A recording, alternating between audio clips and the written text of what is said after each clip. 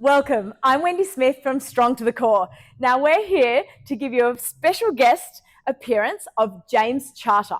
He's actually an exercise physiologist. He's going to give you a wealth of knowledge all about the core, why and how it's so important to have a strong core for any back pain for lots of different reasons, maybe pre or post operations, mothers, office workers, sports injuries. So here he is, James. First thing I want to do, I want to dispel a bit of a myth of the core. Everyone seems to think it's just that six-pack group. No, it's pretty much everything that we want to use to protect the spine. It protects us and initiates rotation, flexion, bending, extension, everything in that group.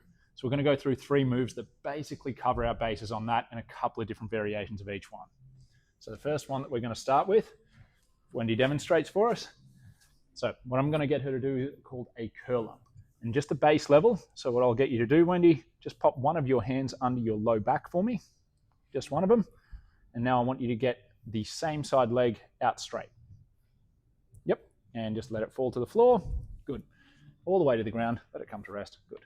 So what I want you to do here, I want you to take your right hand, put your thumb at the bottom of your rib cage, and just sort of stretch your pinky down sort of just to the front of your waist roughly. So what we want to do here is we basically want to lift the head off the floor, pull the rib cage down to the belly button, and pull that pelvis up into the pinky. And we're just going to hold that for about 5 to 10 seconds. Steady, steady, steady. And then when we hit the end of that time, we're just going to slowly relax back and let the head fall to the floor. Now, as you get better at this and as you get stronger, we want to start squeezing through the bum and everything. And when you really get good at this one, what we're going to see is that foot is going to start to lift off the ground as well. So Wendy, you've got a strong enough core that you'll be able to do this. Squeeze your butt. There we go. Now, she's not lifting that from her hip. That is literally just here pulling so hard that that's lifting off the ground. That is going to help protect her low back and make her stable in these flexion positions, but we're just not repeatedly bending the spine and just grinding away at stuff. Now, if we want to make this a little bit harder, and we don't want to do this too soon, you want to be able to do this sort of like 6 reps, 10-second hold before we do this. What I'll get you to do now, let's take this hand and let's stretch it up overhead. Put the thumb on the floor, so turn the hand, there we go. And I want you to do that same action so that hand just lifts away from the floor and that heel just lifts off the floor. There we go. Lift the head up, there we go, holding there, holding there. Now what we've done there, we've just added some leverage with that arm, added a bit of stretch to the abdomen, and it does make it a little bit harder, as I'm sure Wendy can attest. Yes. And relaxing down. So again, we're basically just trying to build up some endurance with these ones because that's what's going to help our back stay safe during long periods of activity, even if it is just sitting at a desk for a long time or carrying relatively light loads just repeatedly, which is pretty important if you're in that kind of situation. And we've got number 2, we're going to go a side plank. And this one, I've got some ways to instruct it that I think is a little bit different, but I've noticed is a bit more effective. So the way I like to get people to do this one, to start with, yep, on the knees. However, what I'm going to get you to do, Wendy, rather than being in a straight line from the beginning, I want you to sit your hips back almost like you're in a bit of a squat position. And then as we come up, I want you to drive down through that bottom knee, drive down through that bottom elbow, and straighten your hips like you're coming up out of a squat. There we go. Even more, squeeze the bum, get that hip straight through. There we go. We're again holding for about that 5 to 10 second period. And then we're just going to basically sit back out of it rather than side bending, because again, we don't want to just bend and torque that spine repeatedly. We want to keep it nice and safe. What we can do after this, if it starts to get a little bit easier, instead of doing a standard version where you see people usually go feet stacked up on top of each other this way, I'm going to get Wendy to do this with her feet.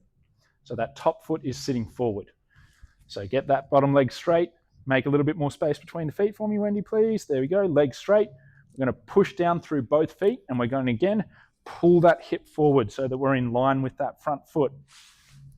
It gives us a lot more stability. It is a better position and we're going to get a lot better activity out of the side of the core, which again, I'm sure Wendy can report right now. Yes. And sinking back through the hips. There we go. So we want to make sure again that we're not just bending and moving the spine around. We're trying to keep it stable. We're trying to control it as best we can. And the last one of these ones is a bird dog, which I'm pretty sure Wendy's familiar with. Yes. So we're going to go hands and knees. So Wendy, I'll get you to bring your knees forward a little bit so that they're under the hips, a little bit further apart. So we're in that nice stable position, almost try and line them up with the hands. And we're going to start with just an arm. Now, what people tend to do with this is they think about lifting their arm up to the ceiling. Instead, what I'm going to get Wendy to do is I want her to push forward. So she's going to make a fist with one hand and push forward. Push forward, push forward, push forward, like she's trying to push me away. And she wants to stay extremely stable. We want nothing else moving except for this arm. She's holding for about another 3, 2, 1, and then she's going to relax down. And we'll go the other side as well. So the way I like to talk about this one, because I'm an absolute nerd, is I like to imagine the trash compactor scene from Star Wars, and she's trying not to get squashed in that thing and coming back. Now, what we do after we've mastered that and we're able to keep that strong again for about 6-10 second holds, we're then going to do the opposite leg. And we're going to not just reach out, we're going to push out the heel on one side and the fist on the other. So pushing your heel away, Wendy, towards the wall. There we go. Now we should feel that glute starting to kick in a little bit too, because we're really focusing on extending that hip, but keeping that core engaged. And then we're slowly going to pull back in. And now this time I'm going to add something. I want Wendy to tense up her abs like she's about to get hit in the stomach before she reaches out. And it's going to change this quite a lot. Pushing, pushing, pushing. There we go. Straight away, I can feel so much more pressure through this hand than what I was getting before. And she's probably feeling, again, her abs kicking in. Yes. And relaxing down. So those are our basic 3 principles. What we've done there is we've gone flexion, lateral, and extension. Those are basically the 3 key components of what the core is for, is to protect us in those kind of actions. If we can stay protected and very strong and very endurant in those conditions, we're going to be a hell of a lot safer through the back.